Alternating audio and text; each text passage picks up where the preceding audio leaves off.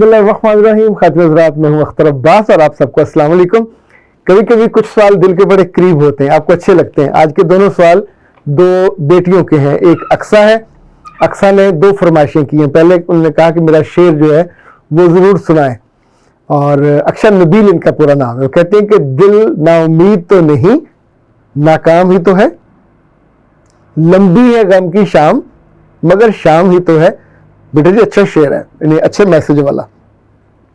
दूसरा वो कहती है कि मैं पढ़ने में बहुत अच्छी नहीं हूँ मगर मुझे पढ़ने का शौक बहुत है, इल्म भी चाहिए, रिस्क भी चाहिए, मैं अपने पाँव पे खड़ी होना चाहती हूँ, क्या करूँ, मेरी मदद कीजिए। प्यारे बच्चे, मदद इस मामले में सबसे ज़्यादा आप कर सकते हो, और फिर मेरा रब। और नबी सल्लल्लाहु अलैहि वसल्लम की जो अहलिया थी उम्मे सलमा रज़ी अल्लाह ताला अन्हा, साबी हो तो अन हो और साबिया हो तो अनहा, उन्होंने ये हदीस उनसे रवायत है, बुखारी में और मुस्लिम में दोनों में मौजूद है।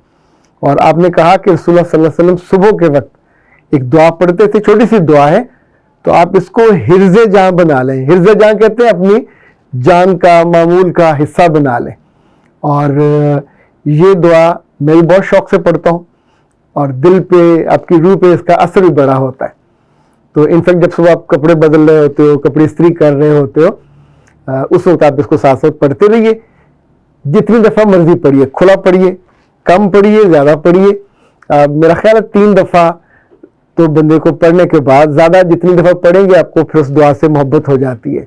तो लिखना है तो लिख लीजिए, अल्लाहुम्मा इन्नी अस्सअलुका इल्मन नाफ़िअन, ऐ अल्लाह मुझे ऐसा इल्म से नवाज जो नफ़ा देने वाला हो, इज़्ज़त देने वाला हो, मोहब्बत देने वाला हो, व रिज़्क़न वासिअन तय्यबन, और ऐसा मुझको रिस्क दे, रिस्क मुझे ज़्यादा मांगना चाहिए जो ज़्यादा हो, पाकीज़ा हो, व लिसानन ज़िक्रन, और मेरे वजूद को ऐसी तौफीक दे कि मैं तेरा जिक्र करूं जैसे पानी से मेरी ज़ुबान गीली होती है, ऐसे तेरे जिक्र से मेरी ज़ुबान गीली रहे।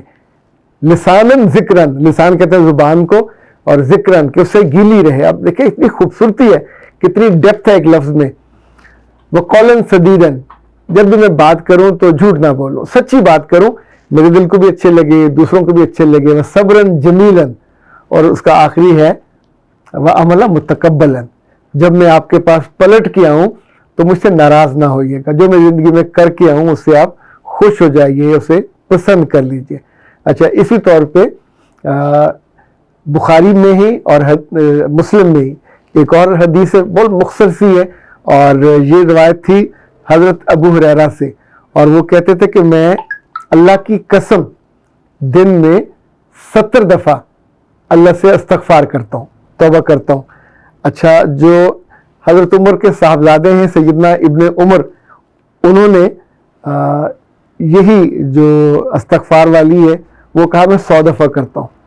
तो अब मैं आपको उसका मतलब बताता हूँ। फरमाया कि अस्तग़फ़िरुल्लाह अल्लज़ी ला इलाहा इल्ला हुवल हय्युल क़य्यूम व अतूबु इलैह, मैं बख्शिश मांगता हूँ अल्लाह से जिसके अलावा कोई माबूद नहीं है, कोई माने जाने के इबादत के लायक नहीं है, वो जिंदा है, वो जावेद है, रहने वाला है, कायम रहने वाला, और मैं तौबा करता हूँ उसके हुजूर। एक ने 70 दफ़ा कहा, एक ने 100 दफ़ा कहा। और नबी सल्लल्लाहु अलैहि वसल्लम की एक और हदीस में कि जब आप तौबा का जो भी कलमा पढ़ते हैं, इनफैक्ट आपके नामा अमाल में वो लिखा जाता है, आप इसे गिने बिना भी पढ़ सकते हैं, ज़्यादा पढ़ सकते हैं, लेकिन सुबह सुबह जो आपने कहा कि मेरी मदद करें, तो प्यारे बच्चे आप इसको अगर अपनी ज़िंदगी का मामूल बना लेते हैं, हिस्सा बना लेते हैं, तो यकीन मानिए बहुत लुत्फ़ भी आएगा। ज़िंदगी की खूबसूरती है ही यकीन के साथ। जब आपको ये यकीन होता है ना कि अल्लाह मेरे साथ है, तो वो आपके साथ होता है। अच्छा जी, दूसरा सवाल फातिमा गुल का है। ये BS की स्टूडेंट है और इनका 3रा सेमेस्टर। वो कहते हैं कि मेरी अम्मी मुझे लंबी लंबी दुआएं देती हैं और सिखाती हैं, मेरे बच्चे जुल्म मत करो, जो दुआ देता है या सिखाता है वो मोहब्बत से सिखाता है, ये सोच के कि आपकी ज़िंदगी का एक एक लम्हा आपकी ज़ात का اور وجود کا ایک ایک حصہ اس خیر و برکت سے محفوظ ہو جائے اور ہرا بھرا ہو جائے. تو وہ کہتی ہیں کہ لمبی دعائیں مجھ سے یاد نہیں ہوتی. صبح صبح جب میں کالج جانا ہوتا ہے تو مجھے اس وقت کوئی ایسی دعا بتائیے کہ جو میں پڑھ لیا کروں اور میرا دن چین سے گزرے. اچھا پیارے بچے، ابھی تو خیر یو آر بولڈ انف کہ آپ نے اس طرح کی بات کر دی، اور ویسے ہمیں لگتا ہے کہ شاید کہیں گستاخی نہ ہو جو اس طرح کی بات کرنا، لیکن اللہ کے رسول صلی اللہ علیہ وسلم کے زمانے میں بھی بعض خواتین اور بعض مرد ایسے احادیث میں آتے ہیں کہ جنہوں نے آ کے بالکل انہی الفاظ میں کہا یا رسول اللہ مجھے زیادہ مت بتائیے، بس کوئی چھوٹی سی چیز بتا دیجئے، اور وہ میں پکا وعدہ کرتا ہوں کہ زندگی بھر نہ ادھر ہوں گا نہ ادھر ہوں گا، اس پہ عمل کروں گا. اچھا ان کی جو باڈی لینگویج تھی یا یہ یقین دہانی، جب وہ چلے گئے تو کچھ لوگوں کے بارے میں حدیث میں الفاظ آتے ہیں کہ اللہ رسول نے کہا کہ اگر تم نے کسی جنتی کو دیکھنا ہے تو اس بندے کو دیکھ لو. اس کی غیر موجودگی میں کہا، یعنی انہیں اس کے چہرے پہ، ان کی آنکھوں پہ، اس کے لفظوں پہ خود اللہ کے رسول کو اتنا اعتبار آیا کہ اس نے جو مجھ سے پوچھا ہے تو اس پہ عمل بھی کرے گا. اوکے، تو اللہ کے رسول صلی اللہ علیہ وسلم کی ایک زوجہ، ایک ام المومنین ام جویریہ ہیں، انہوں نے روایت کی آپ کے سوال کا جواب.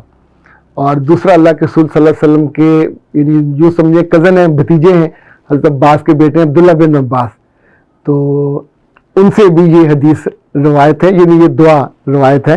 اور یہ صبح کے وقت پڑھی گئی. ام جویریہ کہتی ہیں کہ ایک روز اللہ کے رسول صلی اللہ علیہ وسلم جب نماز پڑھنے جا رہے تھے فجر کی، تو میں اس وقت جائے نماز پہ بیٹھی نماز پڑھ رہی تھی. آپ نماز پڑھ کے واپس آ گئے تو میں وہیں بیٹھی ہوئی تھی. تو آپ نے کہا تم اتنی دیر کیا بیٹھی پڑھتی رہی ہو؟ یا رسول اللہ میں نے پہلے نماز پڑھی فجر کی، پھر میں بیٹھی ذکر کیا، پھر میں نے چاشت پڑھی، تو اس لیے میں بیٹھی ہوئی تھی. تو آپ نے کہا کہ میں نے تو اس عرصے میں صرف 4 کلمے پڑھے، اور یہ 4 کلمے اتنے طاقتور ہیں کہ یہ تمام دن اعمال میں وزنی اور ثواب میں زیادہ ہیں.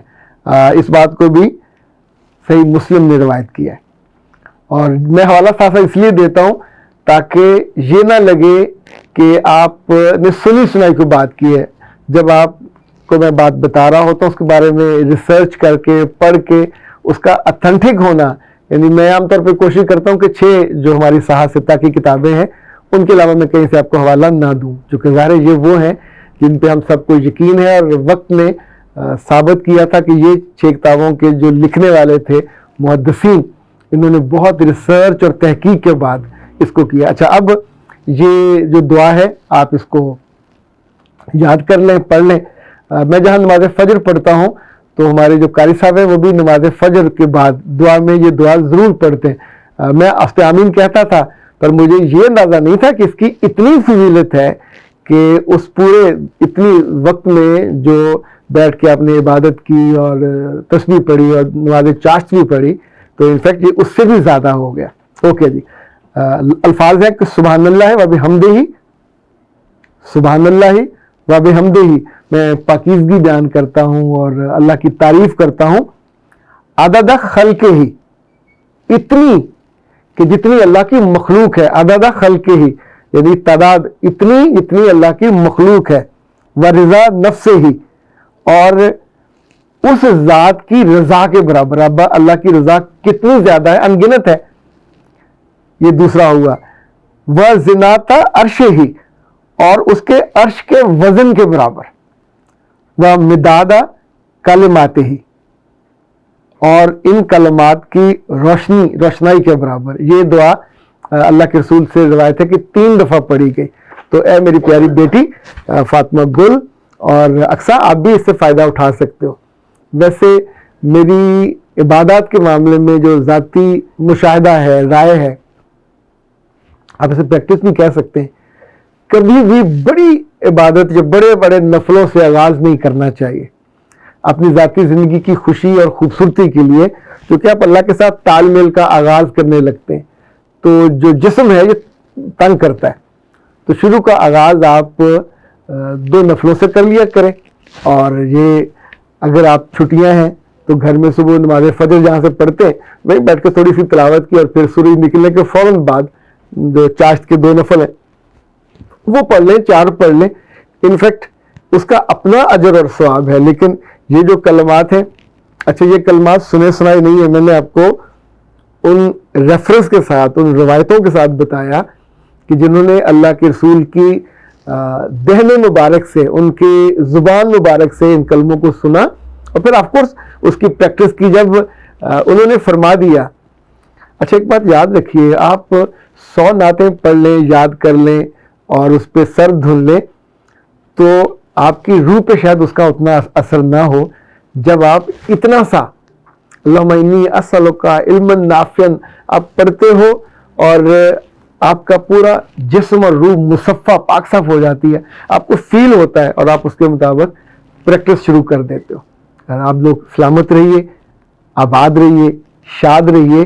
چونکہ آپ کی روح مصفہ ہوگی، روح اجلی ہوگی تو یقین مانیے یہ چھوٹی چھوٹی دعائیں بھی آپ کے دن کو اور آپ کے بدن کو اور آپ کی روح کو وہ مضبوطی عطا کرتی ہیں جو بڑی بڑی دیواریں کسی دیوار جان کو نہیں دے پاتے، جو بڑی بڑی حفاظتی جو حصار ہوتے ہیں وہ بھی نہیں دے پاتے. پر کبھی کبھی چھوٹی چھوٹی دعائیں، چھوٹی چھوٹی عبادتیں، جیسے چھوٹی نیکیاں کہتے ہیں، یہ آپ کی ذات میں، آپ کی روح میں وہ گل و گلزار کھلا دیتی ہیں کہ جن کی خوشبو دنیا سے لے کے آخرت تک آپ کے ساتھ رہتی ہے. اختر عباس کو دیجیے اجازت. السلام علیکم.